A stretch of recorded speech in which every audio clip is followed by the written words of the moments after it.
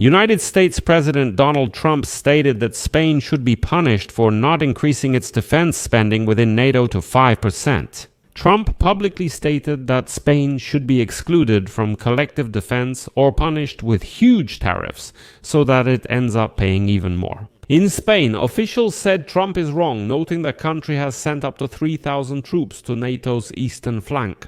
This proves that Spain is still committed to collective defense, even though it doesn't want to spend money on defense as Trump demands. In Spain, they say openly that there was a collective decision to spend 2% of gross domestic product on defense, and they are now meeting it at 5%. This is simply Donald Trump's wish, the desire of one president from a single NATO country. Should we listen to this? Not really. Well, it looks like this confrontation between Trump and Spain is just beginning, but spoiler alert, no one is going to kick anyone out of NATO, but Trump can still hurt Spain. My name is Alexei Pichi. Today is October 15th, and before we start this episode, I want to ask you to subscribe to this YouTube channel, give it a like, and please write a detailed comment under this episode. This helps promote the video on YouTube. I encourage you to subscribe to my Telegram channel Peachy News. The link is in the description of this video. And if you want to support the work of this YouTube channel financially, you can do so with any donation using the links that say support the Alexei Peachy channel.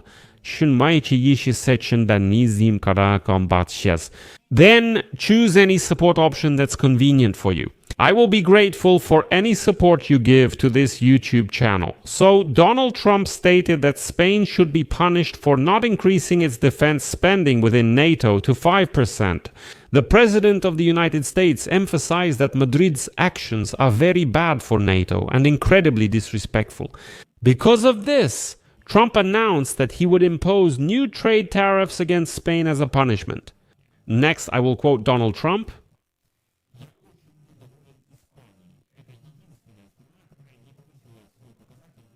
All the other NATO countries have increased, but Spain is living very well at our expense. They're kind of inside now, so they'll automatically be protected. Even if you don't want to protect them, you protect them because of their geographic location. That's very unfair to NATO. I thought about imposing trade penalties on them through tariffs, and maybe I will. Moreover, back on October 10, Trump even stated that he was ready to defend Finland in case of an attack by the Russian Federation. However, he also thinks Spain should not be defended and should be excluded from NATO. In particular, Donald Trump met with the president of Finland, Alexander Stubb, and that's where he made this statement. Trump was asked if he was ready to defend Finland if Russia and Putin attacked it. In response, Trump said, quote, "Yes, I would defend Finland. They are NATO members. I would defend them. They are wonderful. But I don't think an attack by the Russian Federation will happen. I don't think Vladimir Putin will do that. The chances are very small because your army is big for your country. You, Finland, have a powerful army, one of the best, and we will definitely be there to help." By the way, speaking of Finland, just a little lyrical digression. It's worth mentioning another piece of news. Today, Finland announced its intention to join the NATO initiative to purchase American weapons for Ukraine. A new package of military aid from this country is expected in the near future. Also, Finland's Minister of Defense, Antti Häkkänen, stated that information about a new package for Ukraine from the Finns will be announced this week. Finland, together with Sweden, were the first to deploy actual combat brigades to the border with Russia after the Russians brazenly began violating the airspace of NATO countries with drones and even fighter jets. But then Donald Trump switched his attention to Spain. In particular, he stated that he does not rule out that due to the low level of military spending, this country should be removed from NATO. Kick them out. Quote, "We had one laggard. That was Spain. You have to call them and find out why they're lagging behind. And they're doing just fine too, you know? Thanks to many things we've done, they're doing fine. Honestly, maybe you should consider excluding them from NATO." Spain strongly rejected this proposal. And so, sources in the Spanish government initially stated that Spain is a committed and full member of NATO. After all, it achieves its capability goals just as much as the United States of America. Yet they say that the United States itself supposedly doesn't reach 5%, so who are they to talk? And today the Minister of Foreign Affairs of Spain, José Manuel Álvarez, responded to the threats from United States President Donald Trump regarding new tariffs against Spain, because it spends little on defense. He stated that Spain remains a reliable ally in NATO, and its commitment to Euro-Atlantic security cannot be questioned. According to Álvarez, there is no doubt about the contribution Spain makes to Euro-Atlantic security. He reminded that Spain has about 3,000 military personnel deployed to ensure security on NATO's eastern flank. This presence is of fundamental importance for the security of the skies over the Baltic countries. The minister also added that Spain is a reliable NATO ally and remains committed to the 2% defense spending target set at the NATO summit in Wales in 2014. As for the other commitments imposed on the alliance by Trump, Spain does not want to recognize them. He says, there was a summit in 2014, they made the decision about 2%, and we are all fulfilling it.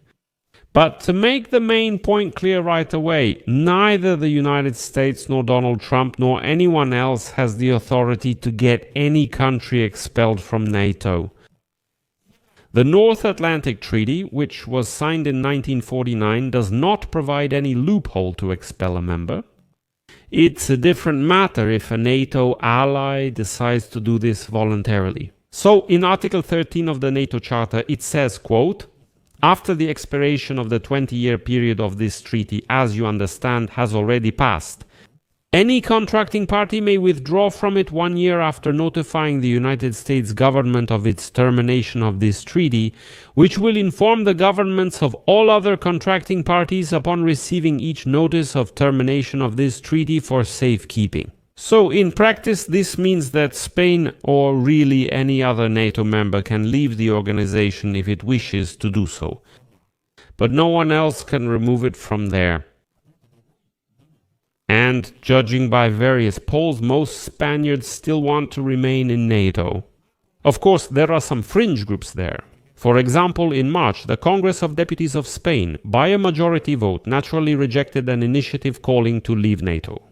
37 deputies voted for this initiative, 302 were against it, and another 7 abstained. And here's an interesting fact for you.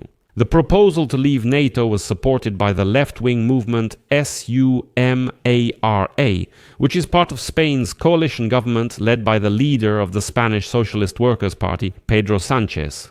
And Sánchez and Trump are, well, if not enemies, then definitely not friends.